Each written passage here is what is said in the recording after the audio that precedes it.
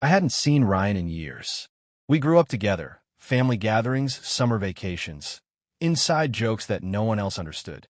But time had stretched the distance between us.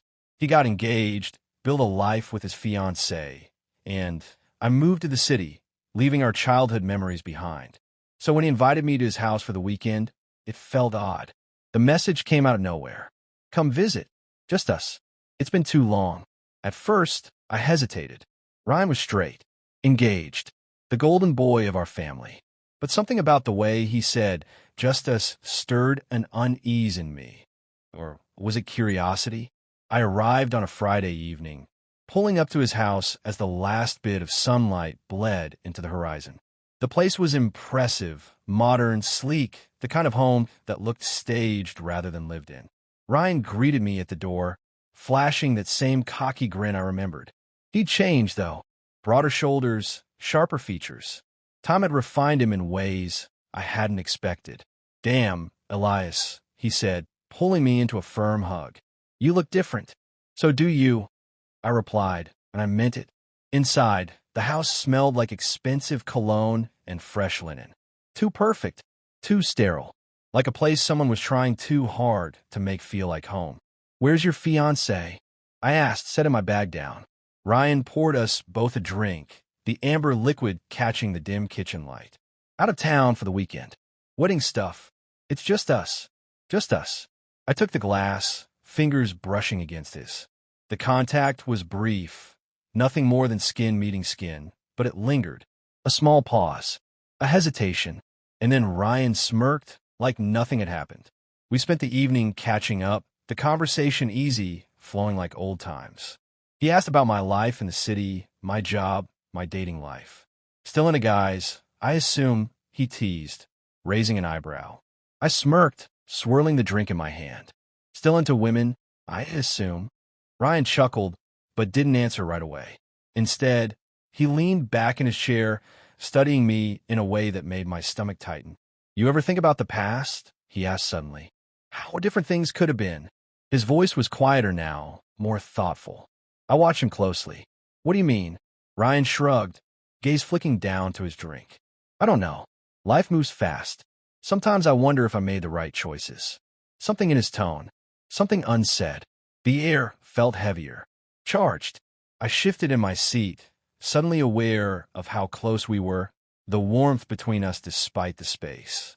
Ryan had always been confident, always sure of himself. But now, under the dim glow of the kitchen lights, he seemed unsettled. I should have let it go, should have brushed past it, changed the subject, laughed it off. But I didn't. Instead, I asked, do you ever wonder about other choices? Ryan's lips parted slightly, his breath caught in his throat. And for the first time that night, he didn't have an answer. Ryan didn't answer my question right away. Instead, he exhaled slowly, staring into his drink, as if the answer might be somewhere at the bottom of the glass. The silence stretched between us, thick and charged. Finally, he smirked, but it wasn't his usual cocky grin. It was something different, something uncertain. You always did ask the tough questions, he murmured, swirling his drink. I studied him. His jaw was tense, his fingers drumming lightly against the table. He looked like a man teetering on the edge of a thought he wasn't sure he should say aloud. I don't mean to put you on the spot, I said carefully. Ryan's eyes flicked up to meet mine, and something about the way he looked at me made my stomach tighten, like he was searching for permission. He leaned back in his chair, stretching his arms behind his head. His shirt lifted slightly, revealing a sliver of toned skin. It wasn't intentional, I don't think, but my eyes lingered a second too long. He noticed. The smirk returned, but this time it felt like he was testing me. You ever wonder about things? He asked. His voice was casual, but the weight behind it was anything but. I raised an eyebrow. What kind of things? Ryan took a slow sip of his drink. When he set the glass down, he tapped his fingers against the rim, his gaze never leaving mine. Different choices, he said. Different paths. His meaning was clear, but I wanted him to say it. I wanted to hear him admit it. So I leaned forward slightly, mirroring his posture. You mean if things had been different between us? Ryan's throat bobbed as he swallowed. For the first time, he looked uneasy, vulnerable. I expected him to laugh it off, to crack a joke, to deflect like he always did. But instead, he held my gaze and said, "Yeah." My breath hitched. I had imagined this moment before, but never thought I'd actually live it. Ryan was straight. Or at least, that's what I'd always been told, what I'd always believed. He was engaged.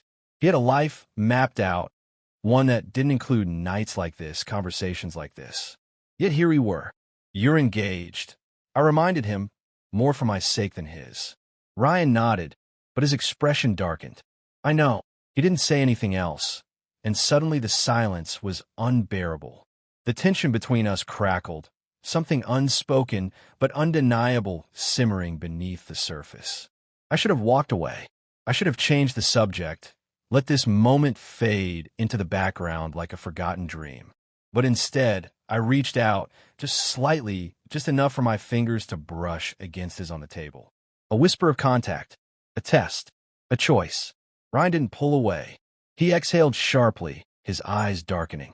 And then, without a word, he stood up and walked away, leaving me alone with my heartbeat hammering in my chest. I should have felt relief, but all I felt was anticipation. I couldn't sleep. The house was silent, except for the faint hum of the refrigerator and the occasional creak of the walls settling. But inside me, there was nothing but noise. Ryan's words kept replaying in my head. The way he looked at me, the weight behind his silence. I should have let it go, should have closed my eyes, ignored the heat in my chest, and waited for morning to come. But something pulled me up from the guest bed. Something made me step into the dimly lit hallway, my heartbeat loud in my ears as I moved toward the living room. And there he was. Ryan sat on the couch, elbows resting on his knees, staring at nothing. A half-empty glass of whiskey sat on the coffee table, the ice melted, forgotten. He looked up when he heard me, his eyes shadowed, unreadable. For a moment, neither of us spoke. Then, softly, he said, "I don't know what the hell is wrong with me." I hesitated. "Nothing's wrong with you." Ryan scoffed, rubbing a hand over his face. "I'm engaged, Elias. I love her. I do." But there was something hollow in his voice, something that told me he was trying to convince himself more than me. I stepped closer, my pulse hammering. "Then why am I here, Ryan?" His jaw clenched. "I don't know, but he did. We both did." The air between us was thick, charged with everything we weren't saying. And then Ryan stood. He stepped toward me, slow and hesitant, as if he was still waging a war inside himself. But his eyes told a different story. A storm raged behind them, a want that he had spent years burying. I could have stopped it, could have walked away, given him the space to pretend this moment never existed. But I didn't, and neither did he. He reached for me first. A hesitant touch, his fingers brushing against my arm, testing, waiting for me to push him away. I didn't. I couldn't. The next second, he kissed me. It wasn't soft. It wasn't slow. It was raw, desperate, filled with every unsaid thing between us. Ryan wasn't careful. He was starving. His hands gripped my waist, pulling me closer. I could feel the heat of his skin through his thin shirt, his breath hot against my lips as he whispered my name like a confession. My hands found his jaw, fingers tangling in his hair, and for the first time in my life, Ryan didn't pull away. He didn't stop. He let it happen. He let us happen. And in that moment, there was no fiancé, no rules, no past, no future. Just this. Just him. The morning light felt different, too sharp, too intrusive, cutting through the heavy silence between us. Ryan was already awake when I opened my eyes, sitting at the edge of the bed, his back to me. His shoulders were tense, his hands clasped together like he was praying for a reality that didn't exist. I watched him for a moment, waiting for him to say something. But he didn't.